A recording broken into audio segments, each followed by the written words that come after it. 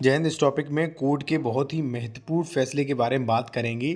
यदि किसी भी व्यक्ति ने SC ST वर्ग के व्यक्ति की ज़मीन यदि बिना परमिशन के खरीदी है, चाहे वो आवासीय प्लॉट खरीदा है या वो कृषि की ज़मीन खरीदी है, तो ऐसी कंडीशन में वो रजिस्ट्री है वो कैंसिल होगी और उस पर धारा 157 की कार्रवाई होगी, यानी कि वो राज्य सरकार में निहित हो जाएगी। क्या है पूरा ऑर्डर, क्या है कोर्ट का आदेश, वो पूरा मैं आपको बताऊंगा, विधिवत तरीके से समझाऊंगा। और जो भी इसमें जो मान लीजिए जो भी रिस्ट्रिक्शंस लगे हैं वो भी मैं आपको बताऊंगा। देखिए साथियों, सबसे पहले मैं आपको बता दूं कि UPRC सेक्शन 98 में रिस्ट्रिक्शन लगे हैं कि कोई भी व्यक्ति जो है वो अगर गैर अनुसूचित जाति अनुसूचित जनजाति का है तो वह बिना परमिशन के अनुसूचित जाति के व्यक्ति की जमीन नहीं खरीद सकता है। ठीक है, फिर चाहे वो आवासीय प्लॉट हो, चाहे वो कृषि की जमीन हो, चाहे घर हो, चाहे मकान हो, यानी कि बिना परमिशन, कलेक्टर परमिशन के नहीं खरीद सकता है।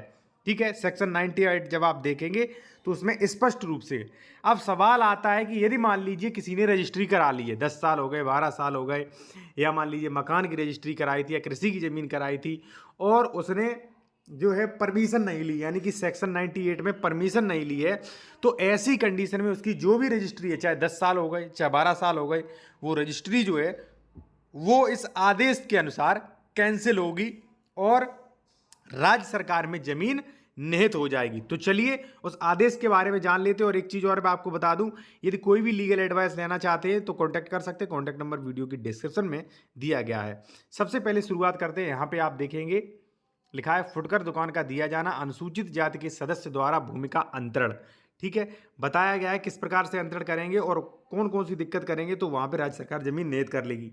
एक चीज और साथियों कि सेक्शन 98 में कुछ कंडीशंस में आप जमीन खरीद सकते हैं। जैसे मान लीजिए जो SC ST वर्ग का व्यक्ति है उसके कोई भी उत्तराधिकारी नहीं है।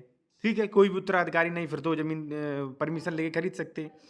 दूसरा, मान लीजिए वो किसी गंभीर बीमारी से पीड़ित है, उसे इलाज के लिए पैसे चाहिए, बेटी की शादी के लिए पैसे चाहिए और उस पर 3 एकड़ से अधिक जमीन है, कुछ इस प्रकार की शर्तें दी गई हैं, तो ऐसी कंडीशन में ही कलेक्टर परमिशन देंगे और परमिशन जो है वो जांच करके देंगे। ये तो प्रावधान है कि कब नहीं खरीद सकते और यदि खरीदना चाहते हो तो किस प्रकार से खरीदें और कलेक्टर किस प्रकार से परमिशन देंगे। ये सभी कानूनी प्रोसेस है।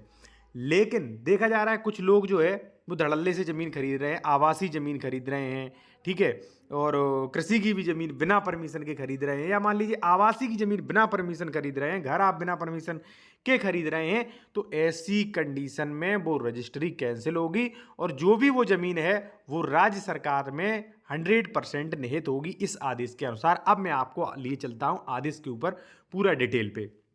यहाँ पे आप देखिए क्या लिखा है, फुटकर दुकान का दिया जाना अनुसूचित जाति के सदस्य द्वारा भूमि का अंतरण।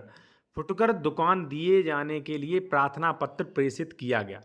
अनुसूचित जाति के सदस्य द्वारा निष्पादित पट्टा विलेख उसमें समर्थन में प्रेषित किया गया। सक्षम अधिकारी द्वारा अनुज्ञा नहीं ली गई। सक्षम अधिकारी यानी कि कलेक्टर द्वारा अनुज्ञा परमिशन नहीं ली गई। फुटकर दुकान दिए जाने के अंक देने के लिए पट्टे पर विचार नहीं किया गया। प्रश्न यह है, क्या उत्तर प्रदेश जमींदारी विनाश भूमि व्यवस्था अधिनियम की धारा 157 का के प्रावधान केवल कृषि भूमि पर लागू होंगे? कई लोग कहते हैं कि नहीं, ये रेस्ट्रिक्शन तो कृषि भूमि पर लागू होंगे, ओनली कृषि भूमि पे। ठीक है, तो ऐसा नहीं है।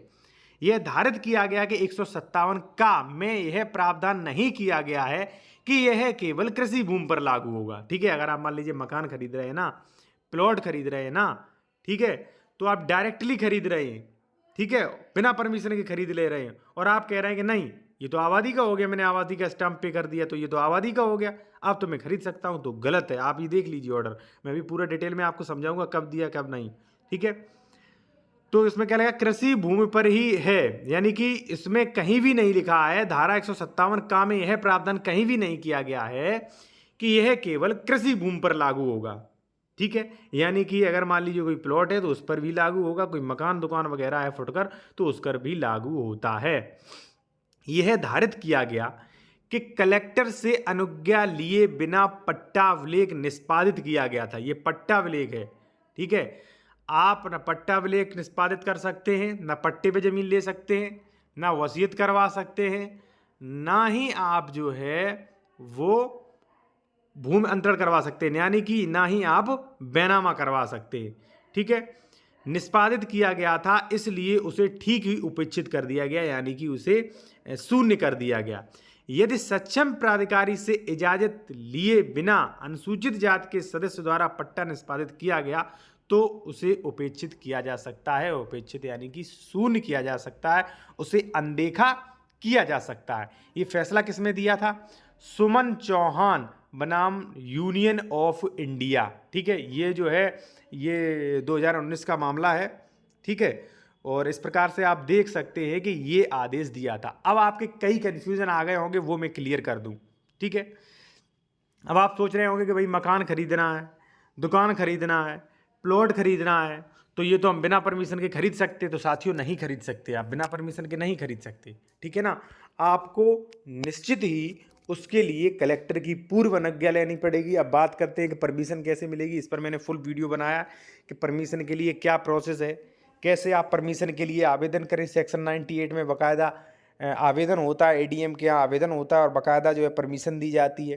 ठीक है, अब सवाल आता है कि भाई कई लोग खरीद रहे हैं, तो कई लोग खरीद रहे हैं, अगर कोई भी व्यक्ति चाहे तो उन पर कार्रवाई कर सकता है। 157 का की कार्रवाई होगी और वो राज्य सरकार में जमीन निहित हो सकती है या भविष्य में हो जाएगी। और प्रारंभ से ही ऐसी रजिस्ट्री जो है वो शून्य कैंसिल होती है। ठीक है, अगर बिल्कुल कानूनी रूप से देखा जाए। ठीक है ना, एक चीज और, जब आप यूपीआरसी देखेंगे तो सेक्शन 81 और है। सेक्शन 81 ये कहता है कि यदि मान लीजिए आपने किसी जमीन का 143 करा लिया, यानी कि धारा 80 करा ली है। ठीक है, तो ऐसी कंडीशन में ये जो रिस्ट्रिक्शन है सेक्शन 98 के, ये इस पर लागू नहीं होंगे। आप जो है आप मेरे द्वारा पीडीएफ भी प्राप्त कर सकते हैं जो यूपीआरसी सेक्शन 81 है। ठीक है, उसमें स्पष्ट लिखा गया है। तो यानी कि मेरे अनुसार जैसा कि सेक्शन 81 कहता है, वो ये कहता है कि यदि मान लीजिए आपने धारा 80 करवा ली, धारा 80 का मतलब जमीन जो है कृषि है। ठीक है, आपने जो है वो गैर कृषि करवा ली, एसडीएम का आदेश चढ़वा लिया गैर कृषि से, तो उसके बाद आप उसे आबादी के रूप में, प्लॉट के रूप में उसे बेच सकते हैं। ये सेक्शन 81 में प्रावधान किया गया है, जैसा कि मैं समझ पा रहा हूँ। और आप भी चाहें तो आप भी पीडीएफ के रूप में ले सकते हैं, उसमें स्पष्ट प्रोविज़न इसका किया गया है खरीदने का। लेकिन आप सोचो कि बिना 143 करवाए, यानी कि बिना धारा 80 करवाए, बिना आबादी में कन्वर्ट कराए, आपने आबादी का स्टाम्प दे दिया, आपने प्लॉट खरीद लिया, तो ये जो है ये चीज़ हमेशा इलीगल रहती है और इलीगल ही रहेगी। ऐसी रजिस्ट्रियाँ प्रारंभ से ही शून्य रहेंगी, तो भविष्य में आपको दिक्कत भी आ सकती है। साथियों, वीडियो अच्छा लगा वीडियो को लाइक करें और चैनल को सब्सक्राइब करें। साथियों, धन्यवाद।